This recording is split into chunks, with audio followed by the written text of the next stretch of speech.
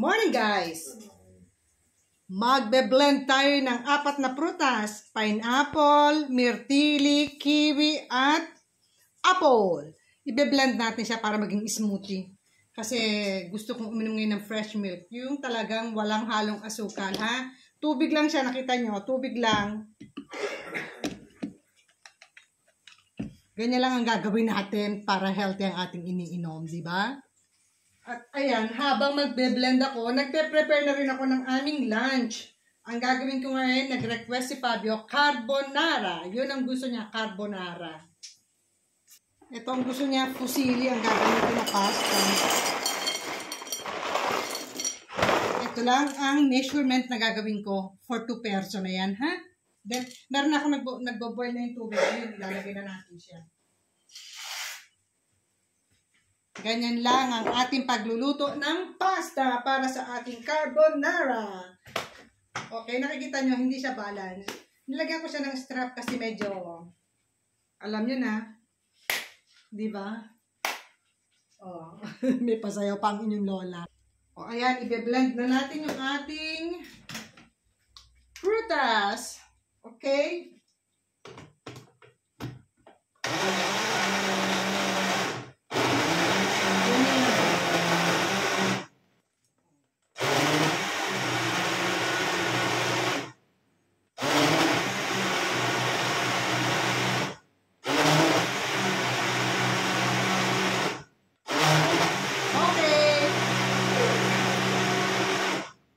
Okay, ito na ang ating smoothie.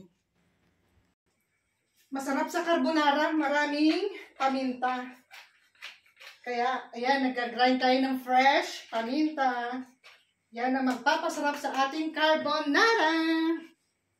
And then, syempre, magbi-beat up tayo ng 4 na itlog. 4 ang ginamit ko, yes, dahil maliliit naman siya. Pero kung itlog niyo is malalaki, pwede na yung 3. Sa akin, 4 ang aking ginamit para mas masarap ang ating carbonara. Ayoko nang tinitipid. Pag tinipid mo, walang lasa. Ganyan lang siya. O, diba? And then, minix natin yan. Then, isa-set aside natin yan. Dahil pag naluto na yung pasta, saka natin siya isasahog. Ayan na yung pancetta. Diyan ko ilalagay yung ating pasta plus yung itlog na ating hinalo-halo. Huwag kayong magtaka kung bakit maitim yan dahil nilagyan ko na rin siya ng paminta. Ha? Hindi sunog yan. Yan ang magpapasarap sa ating carbonara. Ang tawag dyan is pancetta or bacon. Ayan guys, luto na ang ating pasta. So yung ating itlog na hinalo-halo, ilalagay natin. Ganyan lang siya, no Fabio, per favore. Kitsulok qualcosa. Per favore. Eko, ayan. Ganyan lang ang ating carbonara. Siyempre, huwag niyong bubuksan yung apoy dahil maluluto yung itlog. Hayaan niyo siyang kusang maluto sa mainit na pasta. Dahil pagka binuksan mo yung apoy, maluluto yung itlog, mamumuo. So, ganyan lang siya. Ayan, ang ating carbonara, guys. O, hindi ba? Lapit natin para makita nyo. Okay? Ayan ang ating carbonara.